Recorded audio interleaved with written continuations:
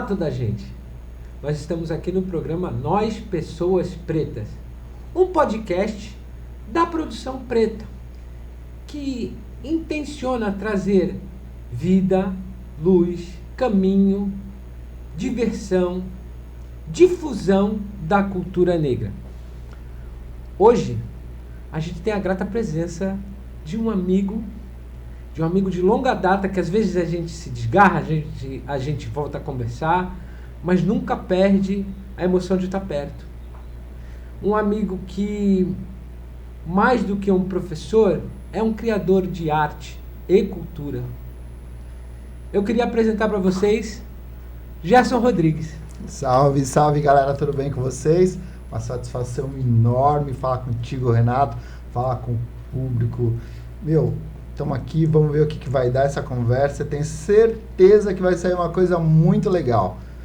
Eu não tenho dúvidas. Eu conheci o Gerson na luta, conheci o Gerson num lugar muito especial, que ele vai contar daqui a pouco, e o conheci como um professor de educação étnico-racial há mais de 10 anos. O que é ser um professor de relações étnico-raciais na educação?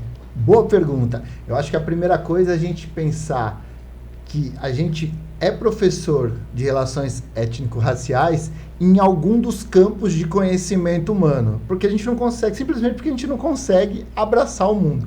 No meu caso, eu optei por fazer esse trabalho no campo de intersecção, de ligação entre arte e educação. E o que é ser um professor de relações étnicos raciais nesse campo, nessa ligação entre arte e educação? É ser um cara que tem que estar constantemente percebendo as entrelinhas das conversas na sociedade, das conversas feitas na educação e das conversas e acontecimentos que acontecem no campo das artes. Basicamente é isso. Professor, e assim eu lhe chamo com bastante honra, né? É a profissão que cria as outras, né? Eu queria saber o que te levou a ser professor. Essa é a primeira pergunta, eu sei que vai ser demorada a resposta, mas tenta ser conciso. E, assim, hoje, o que te mostra essa carreira para as próximas gerações? O que ela representa para as próximas gerações? Doutor Renato, eu estou para te dizer, pensando agora na sua provocação, que a princípio eu não pensei em ser professor. A vida me levou a ser um professor. Mas tem algo em comum. O desejo, a vontade, a gana de conhecer, de obter conhecimento. Eu acho que essa é a grande chave. Eu me tornei professor pela minha vontade incessante de conhecer as coisas, de entender as coisas. Entender tanto aquelas coisas que estavam perto da minha realidade, que me impactavam diretamente, quanto aquelas que eu não fazia a mínima ideia que existiam, mas que, a partir do momento em que eu conseguia um tiquinho a mais de conhecimento, abriam um horizonte, e essas aberturas foram me levando a cada vez mais conhecer coisas e ter vontade de ofertar esse conhecimento, que a gente sabe que a gente não sabe tudo, mas para outras pessoas. Então, o grande mote, o que me motivou e o que me levou a ser um professor, não foi a vontade de ser professor, isso a vida me trouxe, mas foi o desejo por conhecer coisas, conhecer pessoas, conhecer assuntos, e esse desejo ele nunca cessa. É a inquietude da criança curiosa. Acho que foi por aí. Qual o futuro da sua profissão? Uau! Olha, a gente entra numa questão bem delicada hoje em dia. Ser professor, existem aquelas coisas que são máximas, né, que o professor forma todas as outras profissões, mas nós estamos cada vez mais no movimento de desvalorização da profissão. E essa desvalorização não é uma desvalorização ocasional, sem intenções. Ao contrário, É um movimento consciente e muito estrategicamente pensado para tirar o empoderamento e a responsabilidade e a autoridade, mas não a autoridade no sentido de ser autoritário, de uma das figuras que deve ser das mais emblemáticas para a constituição de uma sociedade justa, igualitária, que é a figura do professor. Como você disse, todas as pessoas, mais cedo ou mais tarde, na educação formal ou na educação informal, vão passar pela mão de um professor. E como eu disse, não necessariamente o professor como a gente conhece no banco escolar e tal, mas um professor. Agora, a profissão de professor, essa tem sofrido impactos extremamente perigosos para a profissão e, por extensão, para a formação das pessoas, dos cidadãos que estão aí na nossa sociedade. Se você quiser, eu falo um pouco mais sobre isso. Não, na verdade a gente vai falar muito mais sobre muitas coisas, dá tempo. Eu queria saber quantas mais profissões você tem. Bem, professor, pesquisador, diretor teatral, gestor cultural, que foi quando a gente se conheceu lá no Centro de Culturas Negras, pai e ator. Ator. E aí a gente vai, né? Dependendo da situação da vida, você tá mais ator, às vezes você tá mais professor, às vezes você tá mais pesquisador. Quando eu te conheci, eu estava mais gestor. Tem uma coisa que muito me impressiona que você faz, que é livro didático. Eu esqueci. Sou autor de livro didático também, gente. Pois é. É porque o trabalho com livro didático é a última dimensão dessas coisas todas que eu tenho falado. E, de novo, vem daquela vontade de compartilhar conhecimento. Basicamente é essa. E é a mais nova de todas. É a que tá assim, deixou de engatinhar agora e tá começando a dar os seus primeiros passos, que já são fortes e consideráveis, mas é a mais nova de todas. É um cara muito modesto. Ele já escreveu várias obras de livro didático que são aproveitadas por várias editoras importantes e famosas, que a gente não vai falar aqui porque não tem merchandising. Não pode. Mas é fruto de uma pesquisa que já é vintenária, né? A gente nem precisa falar das editoras, mas dá para falar os segmentos que esses livros atendem e qual a importância de livros como esse. São os livros didáticos, esses livros que eu, você, Dr. Renato, estudamos nas escolas, principalmente nas escolas públicas. O PNLD, que é o Programa Nacional de Livro Didático, é considerado um dos maiores programas de distribuição gratuita de livros do mundo. E por que é importante? Porque tem alguns lugares do Brasil e algumas comunidades, alguns grupos que não têm acesso a livros, a informação, a conhecimento, ou melhor, tem um acesso limitado. Então, o fato da gente conseguir levar um livro gratuitamente até essas pessoas é, de saída, um fator muito importante. E aí, quando eu fui convidado, apareceu uma oportunidade para eu começar a escrever livros didáticos, eu pensei, por que não levar duas coisas, duas marcas pessoais nesses livros? A primeira delas, a minha vontade de compartilhar conhecimento. E a segunda delas é a partir da percepção que os livros didáticos que eram elaborados no Brasil até bem pouco tempo atrás, 10, 15 anos, eles tinham uma pegada eurocentrada. Então, se você ia tratar de qualquer assunto, as fotos, as imagens, as ilustrações que estavam ali naqueles livros, quase sempre retratavam as pessoas negras numa situação de subalternidade.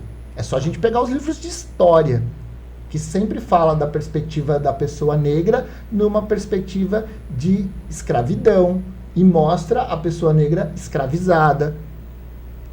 Isso faz parte de todo um conjunto, de uma estratégia para que nós, pessoas negras, de alguma forma, a gente cultive também, mesmo sem querer, esse imaginário de que tudo que é dedicado, ou tudo que parte da pessoa negra, tem uma qualidade e uma origem inferior em relação àquilo que é um referencial eurocentrado. Então, quando me surgiu a oportunidade de começar a escrever livro didático, as duas primeiras coisas que vieram à mente foi contribuir com a conhecimento e, segundo, estar dentro desse sistema de produção de livros didáticos colocando uma pegada mais afrocentrada. E é o que eu tenho feito, com muito orgulho. Você ainda está no chão de escola, né? Graças a Deus. Beleza. Hoje, qual é o seu trabalho na escola? Hoje eu sou orientador pedagógico da escola, é uma escola de Fundamental 1 e Fundamental 2, aqui no Guarujá. Nós estamos falando do 1º ao 9º ano. Exatamente. 1º ao 9º ano. Você teve escola pública municipal? Municipal. Você teve que atravessar a desgraça que foi a pandemia. Ou você não estava na escola? Estava na condição de professor. De professor. O impacto que a pandemia fez nos alunos e nas famílias, você acredita quanto tempo de recuperação de um desenvolvimento? Porque 3 anos não são 3 dias. Ô Renato, eu vou falar uma coisa para você e para vocês todos. O tempo de recuperação vai depender muito do investimento que ainda precisa ser feito para que essa recuperação aconteça. E é um investimento de material, de estrutura e de pessoa, de capital humano. Então, hoje, para a gente tentar dimensionar qual é o tempo para recuperar, porque foi assim, problemas de aprendizagem, de relacionamento. Renato, os estudantes hoje, nas escolas, de modo geral, mas em especial a escola pública que eu trabalho, eles diminuíram a capacidade de convivência, Renato. Eles voltaram da pandemia com uma grande dificuldade de estar juntos. Porque, vamos pensar, a gente tinha alguns grupos de pessoas. Os negacionistas, e aqui não estou fazendo juízo de valor para essas pessoas, certo? Que, de modo geral, os negacionistas, as pessoas circulavam, estavam soltas, mas enfim, estando soltas pela... Tem os fica em casa e os vai pra rua. Exatamente. Os fica em casa, ficavam em casa geralmente no núcleo familiar. E os vai pra rua, iam pra rua e encontravam outros parecidos com eles. Porque é o grupo dos... Agora, quando volta à escola, em que os dois grupos, para não dizer outros, se encontram no ambiente escolar e tem que voltar a conviver, essa convivência ainda não está sendo fácil. Os estudantes, para resumir, eles perderam ou diminuíram a capacidade de convivência, de estar em grupo, de negociar acordos. De combinar. Agora imagina, vamos pegar um formato de escola tradicional, que talvez foi a que nós todos aqui tenhamos passado. A sala quadrada, retangular, as carteiras, uma atrás da outra, 50 minutos de aula, se for no Fundamental 1 do 5º ao 9º ano, 4 horas, das 7 às 11h30, mais ou menos, mas que os estudantes precisam ficar sentados. Depois de ter passado por um período de pandemia, que eles talvez ficassem sentados, mas cada um no seu quadrado, agora você tem que ficar junto ali. E outra, essa é uma ansiedade, uma angústia que é gerada, que a gente percebe, que vem acompanhada de uma outra coisa que eu não sei até que ponto as pessoas já se tocaram. Aí você vai falar, você tá de brincadeira. Um consumo de açúcar excessivo. E como que esse açúcar aparece? Chiclete, bala e pirulito. Agora imagina nós dois, acostumados a ficar na nossa casa durante a pandemia, nada a ver um pensamento,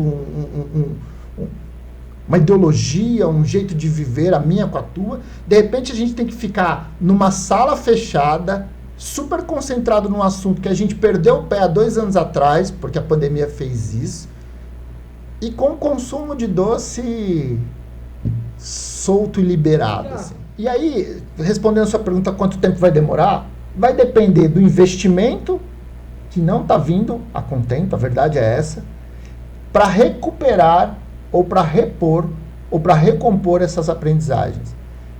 E, por enquanto, infelizmente, a gente não tem, por mais que tenha algumas iniciativas pontuais espalhadas pelo Brasil, algo consistente, sólido, sistemático, em âmbito nacional, para que todas essas defasagens possam ser repostas. E, portanto, não dá para precisar um tempo. Eu vou mudar a pergunta, então. Já que você mudou, eu vou mudar. Qual é a mensagem que você deixa para o curioso, intencionado, aquela pessoa que quer estudar educação étnico-racial? Qual é a mensagem que você deixa, o que você absorveu, a mensagem primeira que você deixa para essa pessoa?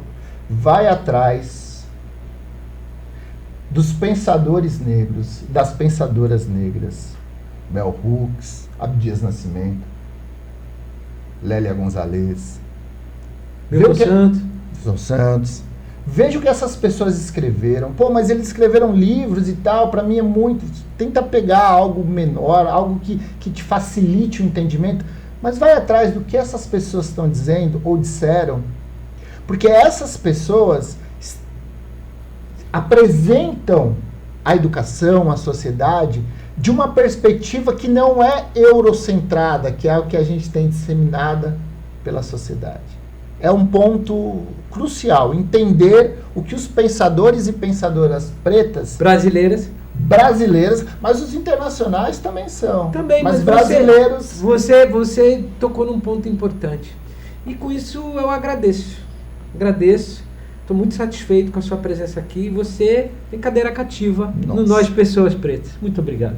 É muita responsabilidade. Obrigado, gente.